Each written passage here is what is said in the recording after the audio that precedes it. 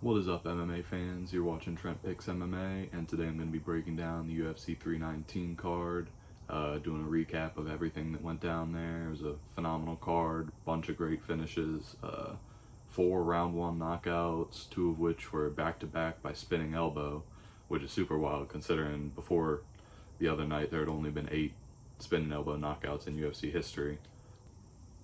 I went 8 for 12 on money lines, and there were a lot of high value betting picks that hit. I had Tim Elliott beating Kai Asakura as a plus 250 underdog. Everyone was expecting Asakura to dominate that fight. Prates beating Jeff Neal by knockout when he was a minus 190 favorite. The knockout prop there was plus 125. Lerone Murphy beating Aaron Pico as a plus 150 underdog. I called that going down via knockout as well, which was at plus 650.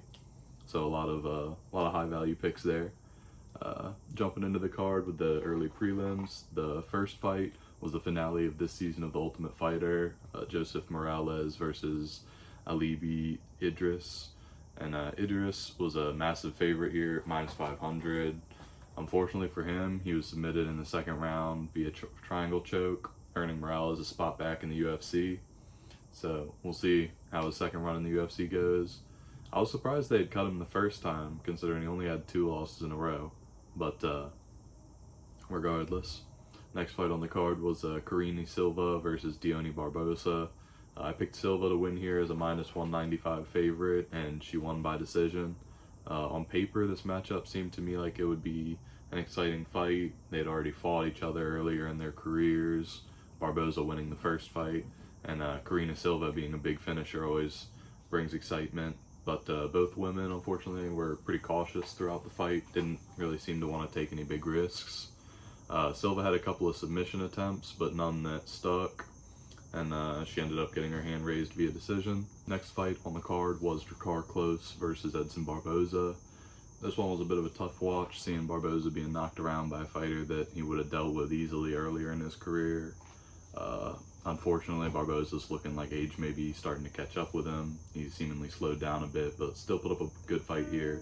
Klose, however, landed a good amount of powerful shots throughout the whole fight, securing him a dominant decision win.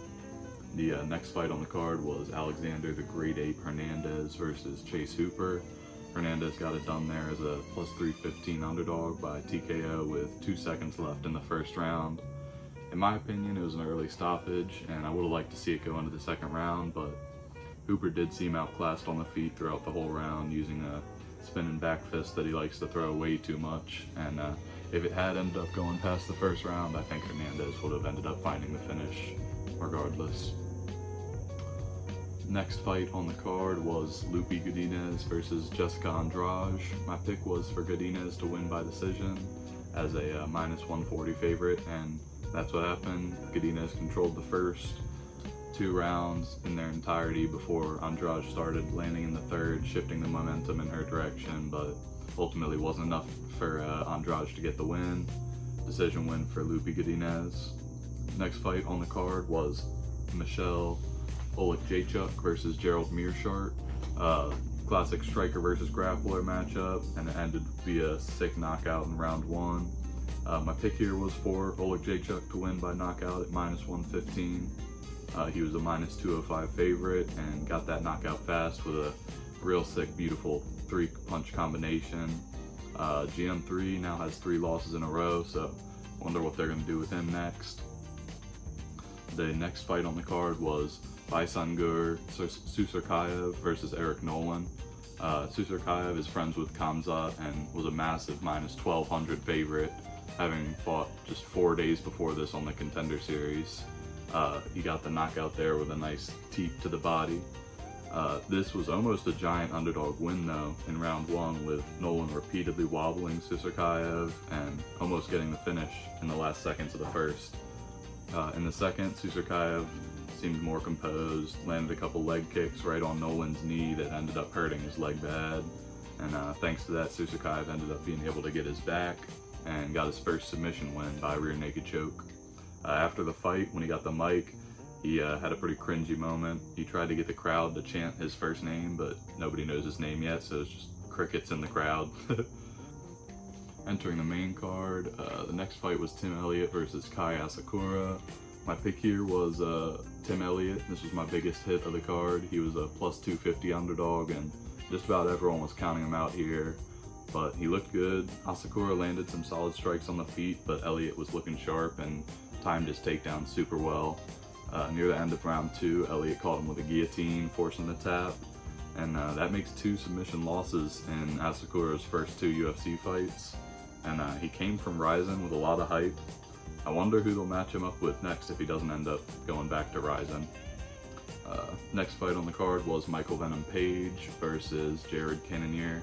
And it went pretty spot on to my prediction, with Page darting in and out of range well, using that karate style, frustrating and popping Cannonier with hard shots. MVP was a minus 210 favorite, and he actually dropped Cannonier a few times by doing something that you don't really see often. After he lands big some of the time, he'll shove his opponent in a way that will either trip him or make him look wobbled. So that's good for MVP on the scorecards and going forward.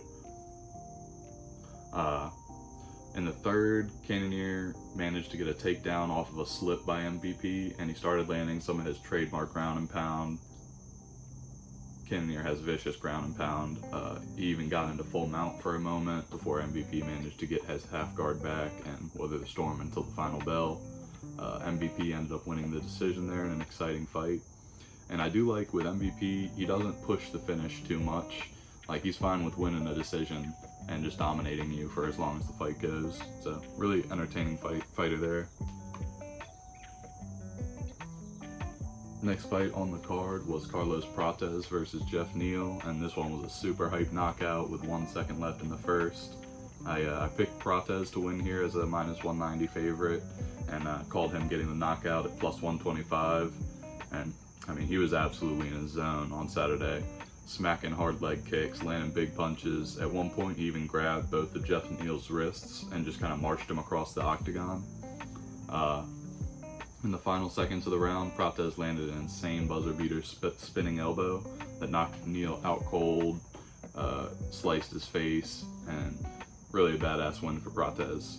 I saw a video of Gilbert Burns' crowd reaction, and it actually showed in the background, you see Ramiz Brahimaj behind Burns yelling at Saif Saud, who's Jeff Neal's coach, saying that he killed Jeff Neal's career.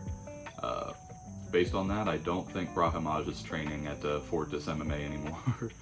But the video also showed Caio Borralho's reaction, seeing his fellow fighting nerd get that sick knockout, and Anthony Hernandez also being impressed looking, seeing that.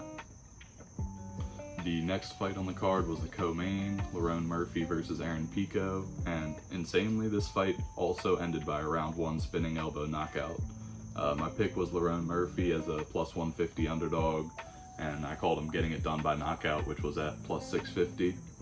Pico being favored in his UFC debut, being against an undefeated title contender in Lerone Murphy, was just baffling to me, especially considering how beatable Pico's been throughout his career outside of the UFC. The striking was close until the finish, where Murphy unleashed a perfectly timed spinning elbow that laid Pico out cold, and then 2 extra shots on the ground just for good measure. So that was 2 back-to-back spinning elbow knockouts in a row, which is unheard of.